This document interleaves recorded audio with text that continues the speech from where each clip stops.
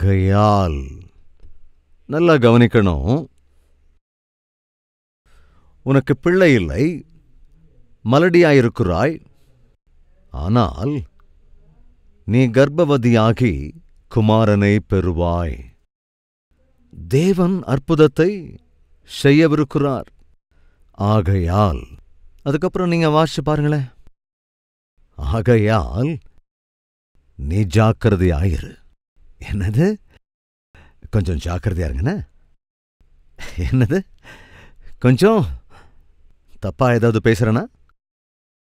அதைத்தான் வேதம் சொல்லுகிறது. தேவனுடைய வாழ்க்கையில அற்புதம் செய்யவிருக்கிறார். ஜாக்கிரதையாக இரு. அப்படின்னு என்ன அர்த்தம்? மனம் போன வாழ்க்கை வாழாத. தேவன் உன் வாழ்க்கையிலே நீ சிந்துகிற உன் கண்ணீரை துடைக்கிறதற்காக அவர் ஒரு முடிவெடுத்து விட்டார். நீ யூகித்திருக்கிறதை காட்டிலும் எண்ணியிருக்கிறதை காட்டிலும் அளப்பெரிய அற்புதத்தை தேவன் உன் வாழ்க்கையிலே செய்யவிருக்கிறார். ஆகையினால் யோசிச்சு பாருங்க. இப்போ வீட்டில் சண்டை போடாதீங்க. வீட்டை அப்படியே ரெண்டாக்கிடாதீங்க. பொய் பேசாதீங்க. பரிசுத்தமற்றவைகளை பார்க்காதீங்க. சரீரத்தை பரிசுத்த குலைச்சல் ஆக்காதீங்க. தேவனுடைய பார்வையிலே குற்றவாளிகளாய் ஆயிடாதீங்க. 17வது அதிகாரம் ஆதியாகமம் வாசிக்கலாம் வாங்க. 1வது வசனம். ஆபிராம் 99 வயதான போது. ஆபிராமுக்கு என்ன வயசாங்க? 99 வயது. ஆபிரகாமுக்கு தேவன் எப்போ குமாரனை தந்தார்?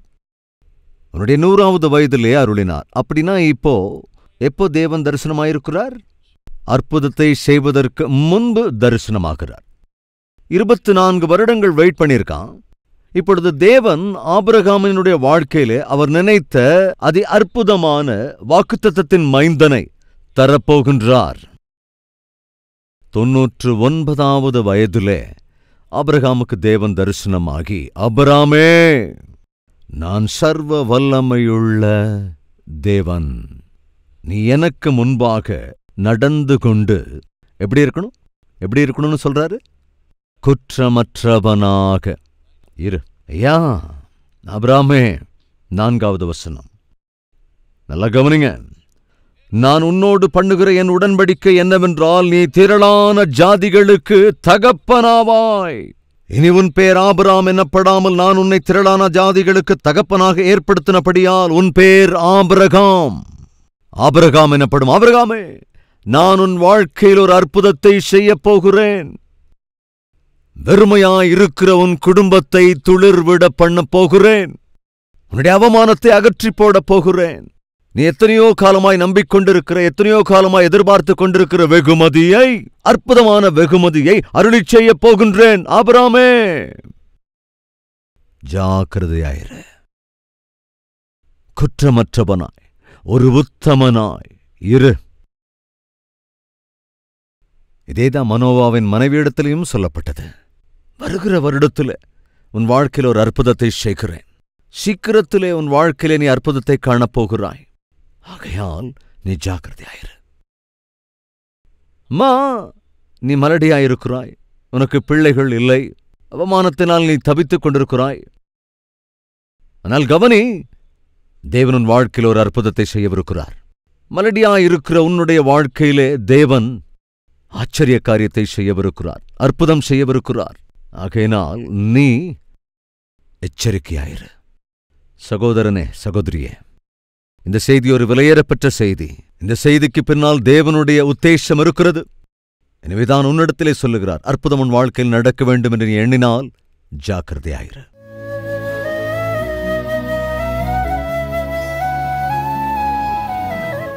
மகா பரிசுத்தமும் அன்பும் நிறைந்த எங்கள் பரலோகத்தின் பிதாவே, அற்புதங்களை செய்கிற ஆண்டவரே, ஆச்சரிய காரியங்களை செய்வதிலே உமக்கு ஈடாக யார் இருக்கிறார்களையா? ஆண்டவரே, இந்த நாளிலே அற்புதமான வாக்குத்தத்தங்களோடு கூடிய செய்தி எங்களுக்கு தந்திருக்கிறீர். ஆண்டவரே, எனக்கு வேலையே இல்லை, இல்லாவிட்டால் என்ன? கற்பப்பலன் இல்லை, இல்லாவிட்டால் என்ன? ஆரோக்கியம் சரியே இல்லை ஆண்டவரே, இல்லாவிட்டால் என்ன? எல்லோருமே என்னை நிந்திக்கிறார்கள் ஆண்டவரே.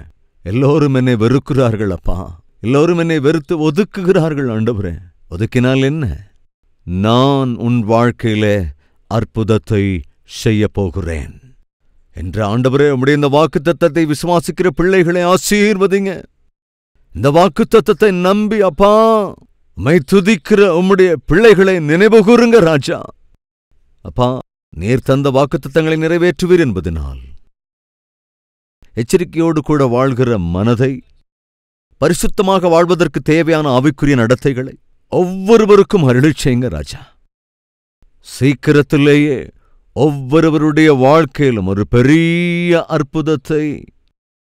அற்புதங்களை நீர் நடத்தப் போகிறதற்காக துதி, கன, மகிமை ஆண்டவரே உமக்கே நாங்கள் ஏறெடுக்கிறோம் ஐயா.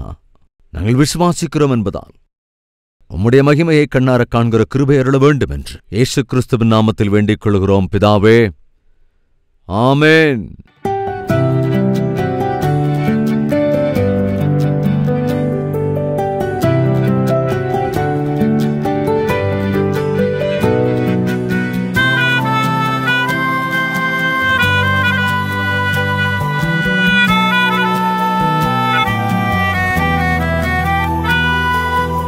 இந்த டெய்லி டிவோஷன் உங்களுக்கு ஆசீர்வாதகரமாக இருந்திருக்கும் என்றால் ஷேர் செய்யுங்கள், லைக் செய்யுங்கள், உங்கள் கமெண்ட்ரியும் எழுதுங்கள். தேவன் தாமே நம்மோடு கூட இருப்பாராக. ஷலோம்.